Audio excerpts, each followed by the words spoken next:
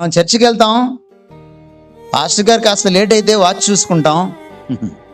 అందుకని ఈ మధ్య చర్చిలన్నింటిలో ప్రసంగికుడు ఎదురుగా పెద్ద వాచ్ పెడుతున్నారు, తొందరగా దిగిపోరా అని. ప్రతి చర్చిలో వచ్చేసింది ఇది. ఏమిటో మనం ఇంటికి వెళ్ళి సాధించేది ఏమిటో, మాంసం కూర వండుకొని టీవీ చూసుకోవడం తప్ప మనం చేసేది ఏంటి? అంతకంటే ఏమీ లేదు. బయటికి వెళ్తావు, వెంటనే ఇంటికి పోవు.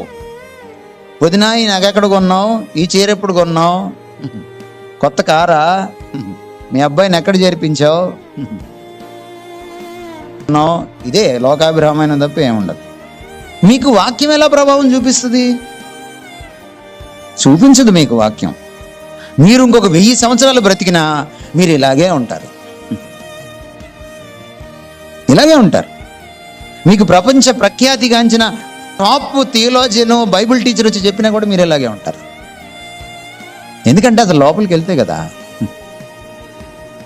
చర్చి మెట్లు దిగేలోపే మర్చిపోయే ప్రబుద్ధులం మనం వాక్యాన్ని.